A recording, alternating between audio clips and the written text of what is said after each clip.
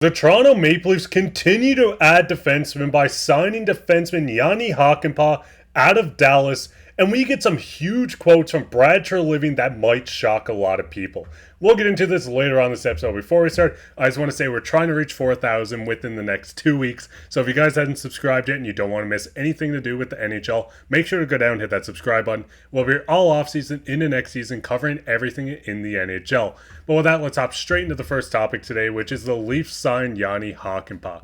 Now, have you seen this at all on social media? Elliot Freeman said he was signed on a 2-year deal at $1.5 million AAV. Jani Hakanpaa is quite the big defenseman. 6'6", 230 pounds. He's a tower. He's not going to go out and put up the most points on your team. He's not going to go out and score 20 goals. But with this guy being 6'6", 123 blocks last season, 196 hits, while playing 18 minutes and 39 seconds time on ice and making it into the playoffs with the Dallas Stars. Casey, what's your initial reaction on just Jani Hakanpaa coming in Toronto to just add beefier players to this blue line? I mean, my fantasy hockey players out there know the name Jani Hakanpaa. I mean, this guy's good for hits and blocks every single year. I love this signing. Coming in at 1.5 is a great contract for him. I think, coming in, he's a right shot defenseman, could easily slide in with McCabe. I mean, those two guys, you'd be leaving the ice with bruises after going up against that line. I really like this signing a lot by Brad Treliving, because we've talked about how they wanted to bring in defensemen. They wanted to bring in those, grittier defensemen. They did that with Tanev. Now with Jani Hakanpaa, they had a little bit more of an offensive defenseman with OEL. And I think this is the perfect signing for Toronto, because he's good. He can get you a couple of points, but he's definitely going to go out there. He's a warrior. He's going to battle for you every night. He's going to lay people out, and he's going to get in front of pucks that are going towards the net. And I think Toronto fans are really going to fall in love with this guy when the season comes around. Yeah, the biggest thing we've seen Treliving talk about it, I know Craig Berbet's style of offense is grit, size, speed, everything in between.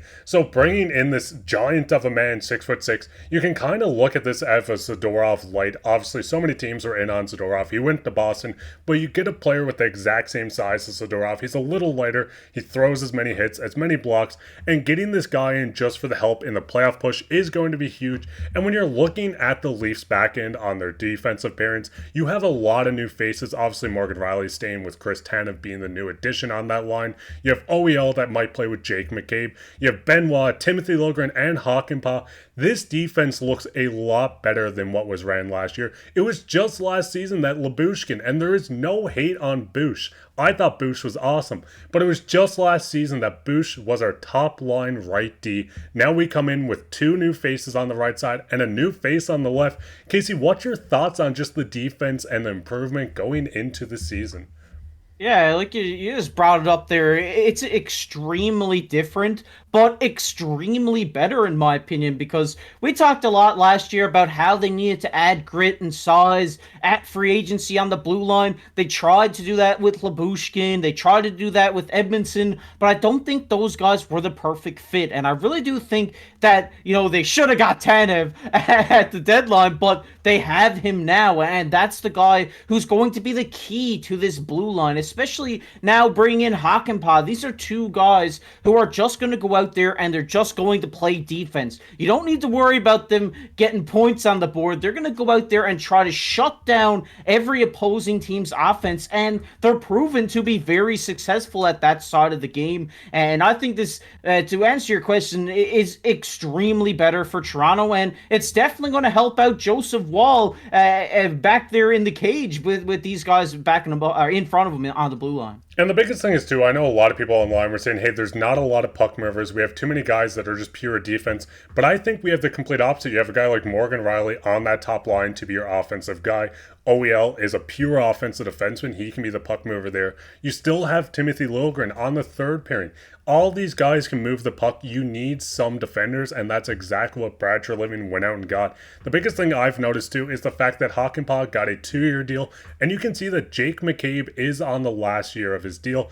So this might be Brad Treliving just getting insurance for this blue line, saying, hey, if McCabe outprices himself from this team, we'll have a familiar face, we'll have a big body that can kind of replace Jake McCabe. McCabe going into next season if needed. But what's your guys' thoughts on Jani Hakanpaa? I think it's an awesome pickup. Like Casey said, fantasy hockey fans know about this guy because in banger leads, he does everything for you. But what's your guys' thoughts on this? Do you love the contract? Do you think he's possibly foreshadowing the replacement of Jake McCabe next year?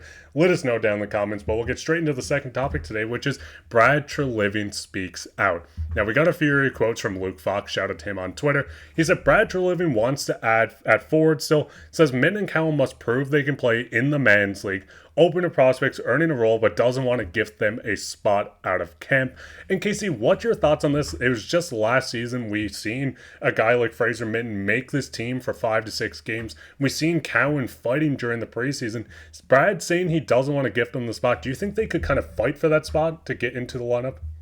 Yeah, I think saying in the men's league is definitely a really funny way of saying it, but I think it's perfect. I think, you can't gift these young players these opportunities because you want to see them go out and earn it. You want to see them, have that dog in them to come into training camp, go into the preseason, and prove to Brad Treliving and Craig Berube why they need or deserve a spot in this forward group. And I think that's the right way of going about it because, if you're saying, yes, we're getting Minted in, yes, we're getting Cowan in, without, we're not even into training camp yet. I mean, you have to see these guys in action, especially under a new coach, under a new system. It's going to be completely different than when Fraser Minton was with the team last year. So it all depends on if they can fit in well with the core or with that Toronto have in their forward group. And if they fit in well, I think they will make this roster at the beginning of next season. Yeah, that's the big thing too. There's so many spots on this roster that's going to be locked down. There's a lot of spots that's up in the air as well. So seeing these guys fight for these final spots are going to be good. And I think the competition is going to really elevate a lot of players' games.